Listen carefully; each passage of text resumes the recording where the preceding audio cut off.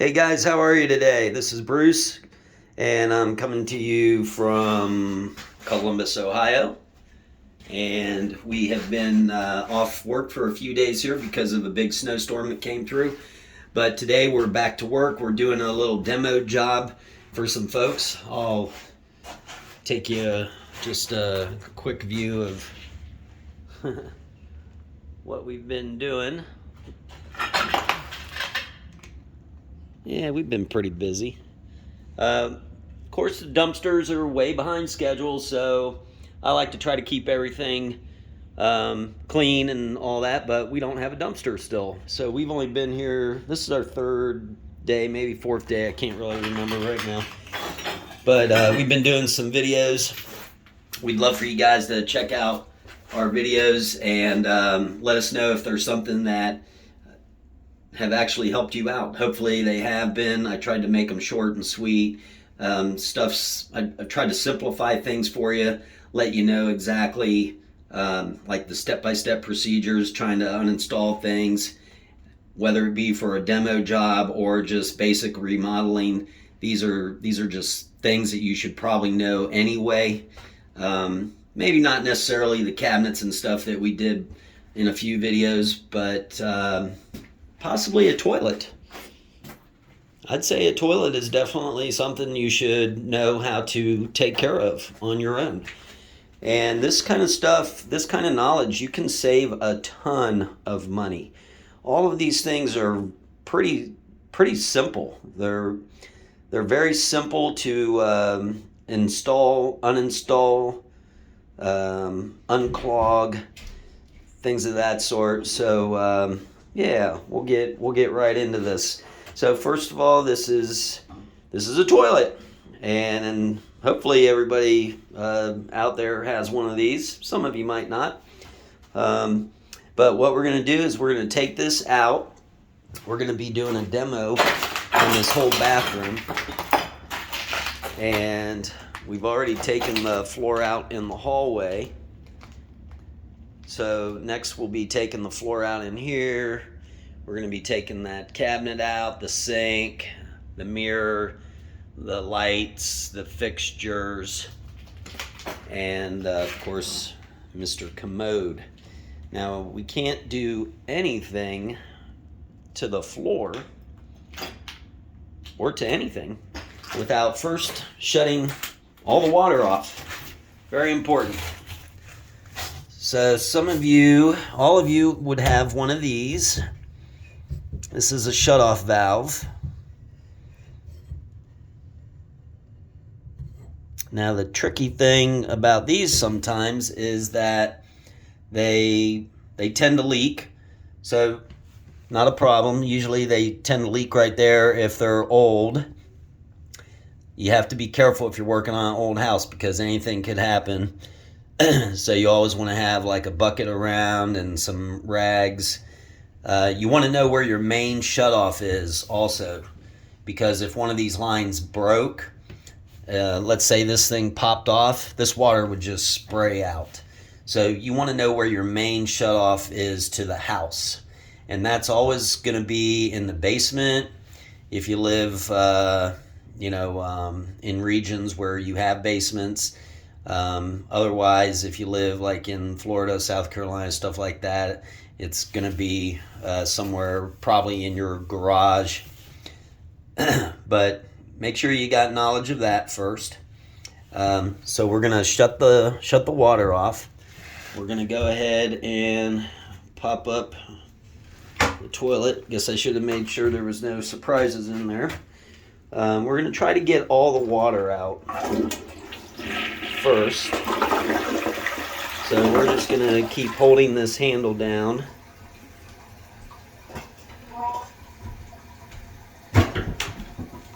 And we're going to try to drain as much water out as possible. Looks like that's about as low as we're going to get. And yeah, you might know what's going to happen next. Somebody's going to get their hands wet. It's a dirty job, but someone's got to do it.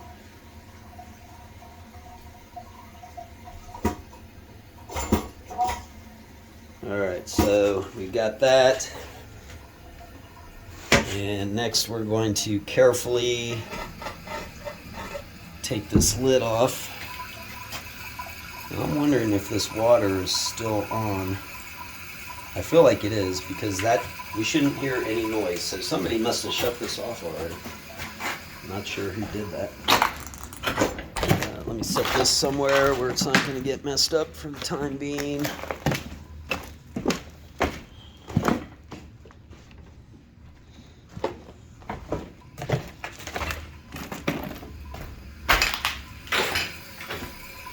And I can find out if this has been, yeah, so somebody had this off already. All right. I don't know who did that. But now you don't hear any water running. So we're going to flush again. Yeah, see how it's silent? And we got to get all this water out of this tank back here. And we need to get as much water out of this as possible as well. And the reason we're doing that is just because we don't want to make a mess. And it keeps the weight down, because we're already going to be dealing with a little bit of weight here. This thing is pretty much made out of porcelain all the time, so that's, you might as well say that's similar to glass. If it breaks, no big deal. You're going to lose your toilet, obviously. Some of you are just going to throw your toilets away. Some of you might be saving it to reinstall or upgrade, and you're going to donate it or sell it. If you break it, it is sharp, and you will cut the heck out of your hand. So might be a good idea to wear some kind of reinforced gloves, just in case you do have an incident. You might think that, it can't happen to me, but usually that's when things do happen to us as humans. So, all right, that's where we're at so far. So the next step is, let me just explain to you here. So there's water in here still, and that's because if you look at the side of a toilet, you might have thought that that was just some kind of a design they always put on a toilet. Well, actually, this is similar to what you would see underneath your sink. And this keeps the smell, same thing with your sink. There's always water that sits here. So the smell from down there can't escape up to here. If this was not here in your sink, it's called a P-trap. I guess in this instance, now we know why it's a P-trap. Maybe it's supposed to trap the pee. But you keep water, the water stays in there, so the smell from the sewer, or from the sewer, because that's where everything goes, cannot travel back up. It stops. It has to stop, because there's going to be water here, so the smell could not continue up to here. So hopefully that makes sense to you, but there's going to always be water sitting in here. And since this water is up to about here in the toilet, that means it's probably all the way up to here, back here, because otherwise it would just keep going down. So there's a considerable amount of water in there still. So we're just going to use a cup to get that out. And real simple. Sometimes you need a screwdriver for this. Oh, I didn't break one.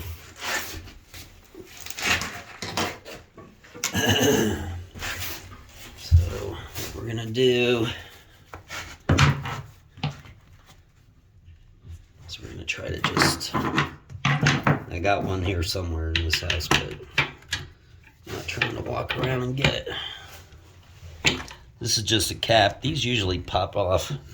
There you go. And that's it. One there, and it's just a nut. And one over on that side. That's all that holds the toilet down. Nothing else. If you have a wobbly toilet or something, it's because the floor underneath is messed up. Maybe you got some warping going on. Somebody maybe didn't install the wax ring properly, or just whatever. There's several things it could be. I'll show you what the wax ring is here momentarily. So yeah, that's where we're at there. So I'm going to go ahead and I guess stop the video for now, and then I'll pick back up here in a minute and we'll show you guys where we're at.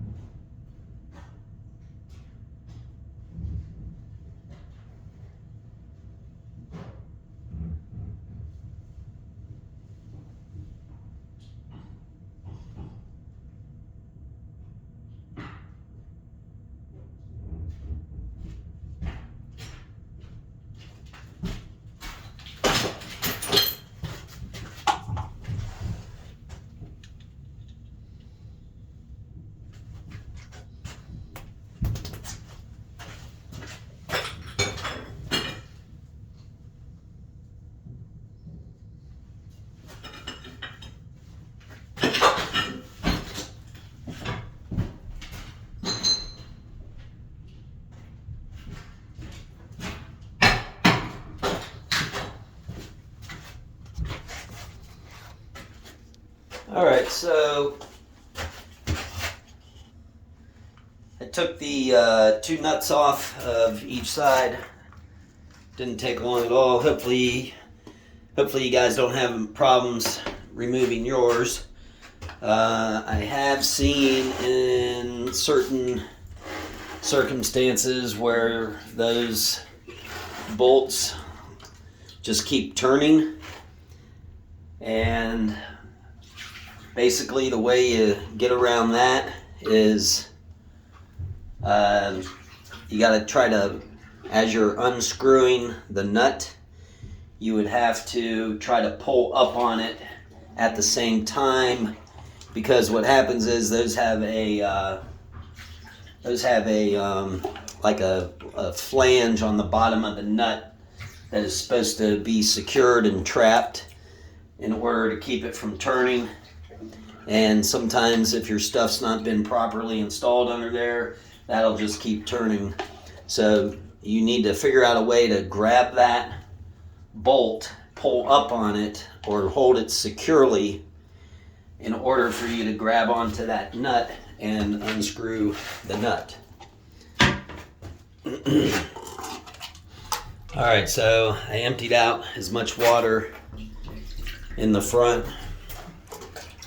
as possible in the toilet itself, and now what I'm doing is I'm emptying this water. So obviously the toilet water in the bowl, yeah, it's not clean.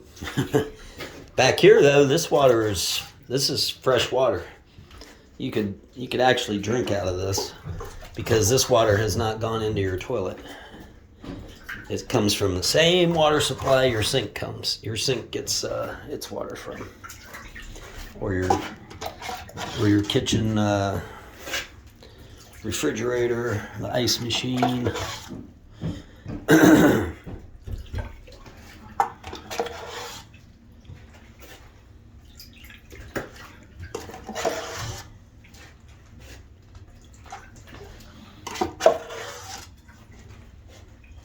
All right, we're probably about as far as we're gonna get there. Now, so we turned our water off, we undid 2 bolts, and now we're going to unscrew the water line. You're probably gonna have some leaking going on here, so we'll get our paper towels ready. Sorry that my fingers and stuff are in the way here. That probably won't be enough. We'll get the cup. I got tile floor and we're gonna be busting it up anyway, so not really concerned.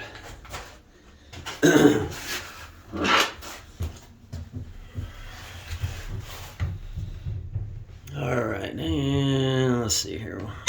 These should only be hand tight up here. Sometimes people think they gotta be tightened on with some type of tool, but that's not the case. And sometimes these get twisted around and they become a little problematic, so we'll just take it off down here. So that just pulls away from the wall. That's just plumbing back there. We got to be very careful what we're doing. Lefty loosey, righty tighty.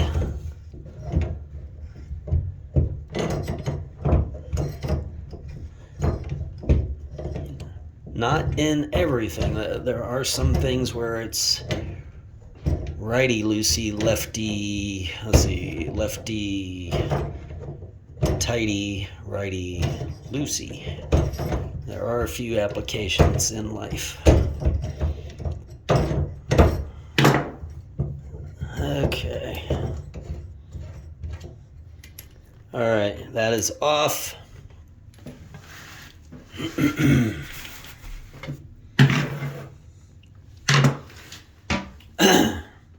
We're disconnected. We are 100% disconnected. Now, you can replace these and you can take these off. You don't really need to. When you get these, I think now at most stores they're all together. When you get them, you just take them straight out of the box. But that does come off. You don't really have to do that for this, as long as you've got some decent amount of strength to lift this. So you see, this toilet is already moving, and if this wouldn't have been bolted back there, every time you'd sit down, it would do that. I'm sure you guys, if you've been in an old house, that's happened to you. And the reason why is because somebody didn't have that tight. Now, me, if I would have done this just to not have any problems, I would have put something under here just to always make sure that those bolts never got too much weight on them and broke the toilet, because you got to remember that's a lot of weight, and if that would break back there, then you'd have possibly a big old mess. So I would have probably put something under here, or I would have done the floor the right way to begin with, which means I would have tested it out and I would have brought my floor up a little bit. But again, we're getting into a whole other subject. So I'm going to go ahead and take this off, and hopefully you guys can just see kind of how easy that is. And get my phone to stand up, that's the trick.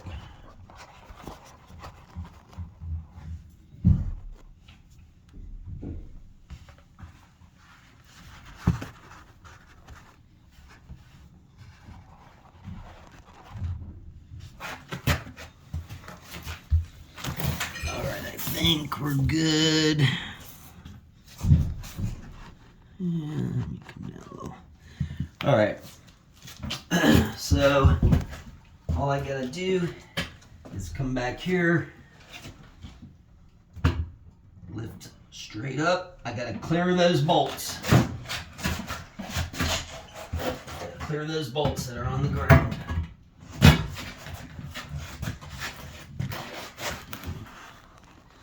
Hopefully you were able to see that.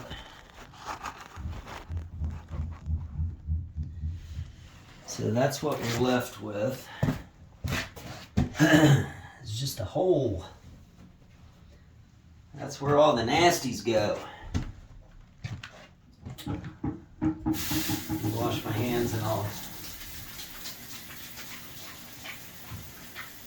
get you a closer look.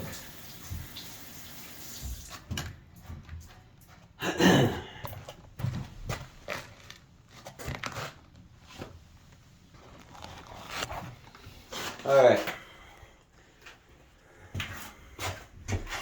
So there it is. That's what's underneath your toilet. Now that's called a wax ring. Easiest way to get that up, that's literally a wax ring. It's wax. That's what keeps the water, when you flush your toilet, that's what keeps your water from coming out of your toilet going all over the floor. So the wax, that's about 2 inches thick when you buy it, 2 inches tall. And then when you sit the toilet down on it, it gets smashed, and the wax compresses between the toilet and the floor and creates a seal where your water cannot get out of. Sometimes on old houses you have to use a bigger wax ring, and because of just how things are made or whatever, how things have been installed. Now if you look closer at that bolt, those are those two bolts that were holding the toilet in, and you see that square, those bolts slide right out of that, and we got to take this out. And that's just all wax. That's not poop. Well, some of it could be. So you see the bottom of the, this is what I was talking about sometimes, that might get spun around on your toilet if the bolt just keeps moving. So if you see how that is like an oblong shape, that's because that goes inside of that square hole and then turns sideways. So it would go in straight. I mean, I might as well. If I didn't have my phone, I would just get my hands dirty, because you're going to get dirty anyway. But anyway, the bolt goes in there oblong way and then turns sideways and locks into place. And that's the problem that people would have if that bolt would keep spinning around. It's just not locked into place. So what we're going to do, the easiest way to do the rest of this is to take like a spackling knife, about 4 inches wide, and get under there. You could use a screwdriver if you want. That wax is attached to that rubber ring right there. So you just poke that and that should pop up.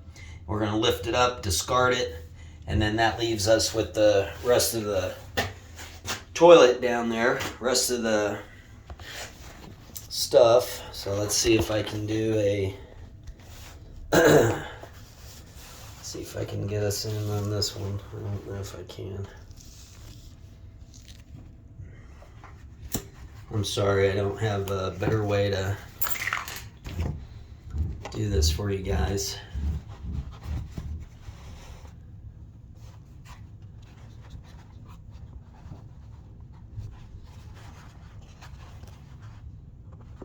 You should see what I'm using. I'm using toilet paper. I'm using a soap thing. And I'm going to use a thing of sanitizer wipes. Hey, looky there. So we're looking down at the floor. I moved the toilet already. Move it away. Nice and careful. And let's see here. I don't have my spackling knife handy. So I am going to you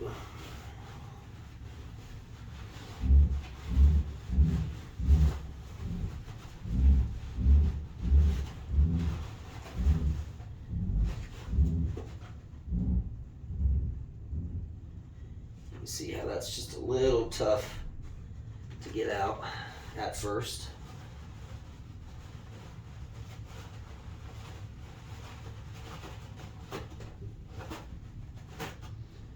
See how that's got a rubber ring on it? That goes down into your plumbing.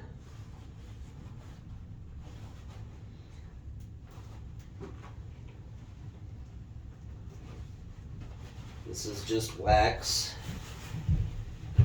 and probably a little pee and poop juice, not gonna lie. But this is what you're paying your plumber all that money for. And you saw this only took a few minutes to do. If somebody knows what they're doing, this could all be done in 30 minutes, and you probably paid $150, $250 for a plumber and a trip charge. Maybe more. Especially with inflation.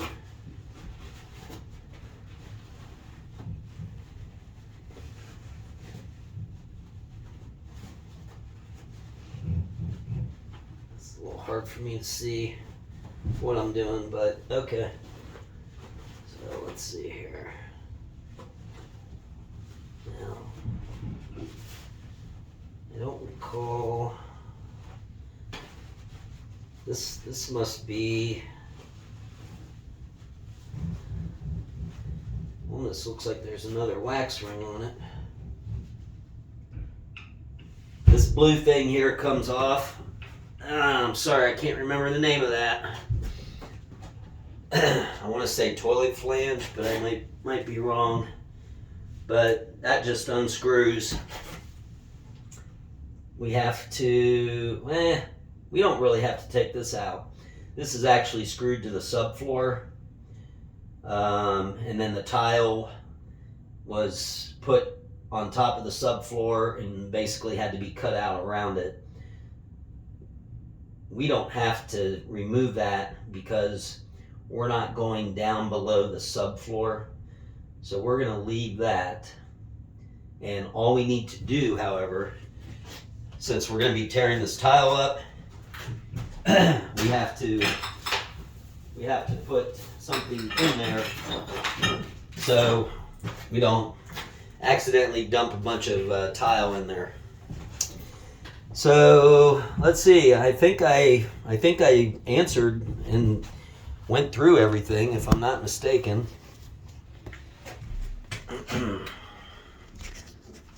And let's see. So we did the water. That's the water line. We detached it. Well, we turned it off first. Secondly, we unscrewed the two bolts that held the toilet in place that connected to these. We undid the water line. We lifted the toilet straight up above those bolts. We had to get up above those bolts, which is just 2 inches.